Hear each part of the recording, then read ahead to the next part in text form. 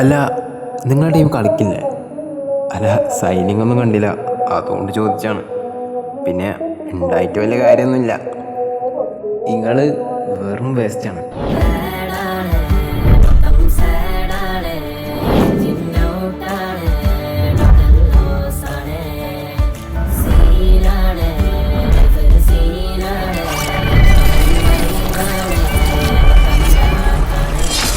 Hello guys, ഇന്ന് നമ്മൾ ISL കുറിച്ച് കുറച്ച് കാര്യങ്ങൾ പറയാൻ വേണ്ടിയിട്ടാണ് വന്നിട്ടുള്ളത്. നിലവിൽ ISL സെപ്റ്റംബർ ആദ്യ പാദത്തിൽ തുടങ്ങുമെന്നായിരുന്നു നമുക്ക് കിട്ടിയ വിവരം. പക്ഷെ ഇപ്പോൾ ഒക്ടോബർ ആദ്യ പകുതിയിൽ വെച്ചിട്ടായിരിക്കും ഒരു പക്ഷേ ISL നടക്കാൻ പോകുന്നത്. അതായത് സെപ്റ്റംബർ മാസത്തിൽ ഇന്റർനാഷണൽ ബ്രേക്കും അതുപോലെ തന്നെ ഇന്ത്യക്ക് ചില മത്സരങ്ങളൊക്കെ കളിക്കാനുണ്ട്. പിന്നെ ISL ടീമുകൾക്ക് പ്ലേയേഴ്സിനും കൂടുതലായിട്ട് പ്രീ സീസൺ ലഭിക്കാനും ഈ ഒരു അവസരത്തിൽ സാഹചര്യപ്പെടും എന്നുള്ളതാണ്. ഇതിൽ 2 ഗ്രൂപ്പുകളൊക്കെയാണ് വിഡ് സമർപ്പിച്ചിട്ടുള്ളത്. അതിൽ പാൻ കോഡ് എടുത്തു കഴിഞ്ഞാൽ ഇത്തവണ ISL മൂഞ്ചി എന്ന് പറയാം. കാരണം കഴിഞ്ഞ സീസണത്തെ ലൈവ് ടെലികാസ്റ്റ് നമ്മൾ കണ്ടതാണ്, വെരി ഷോക്കായിരുന്നു. അതുകൊണ്ട് പാൻ കോഡ് ആവാൻ ചാൻസ് നമ്മൾ കാണുന്നില്ല.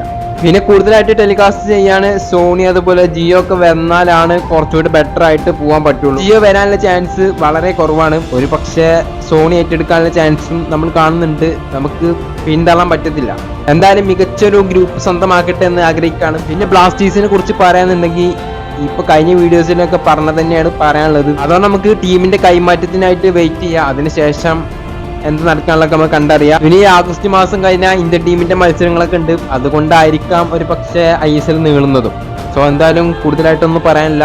സോ നിങ്ങളുടെ അഭിപ്രായങ്ങൾ ഒപ്പിനെയൊക്കെ താഴെ ഷുവറായിട്ടും കമന്റ് ചെയ്യാം. പിന്നെ സബ്സ്ക്രൈബ് ചെയ്യാത്ത കുറേ ആളുകൾ കാണുന്നുണ്ട്. സോ പിന്നെ നിങ്ങളുടെ അഭിപ്രായങ്ങൾ ഒപ്പിനെയൊക്കെ താഴെ ഷുവറായിട്ടും കമന്റ് ചെയ്യുക, ബ്ലാസ്റ്റേഴ്സിനെ കുറിച്ചും ISL കുറിച്ചൊക്കെ.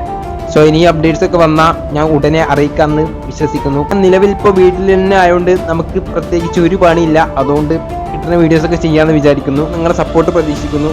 അപ്പോൾ ഓക്കെ, ഗുഡ് ബൈ.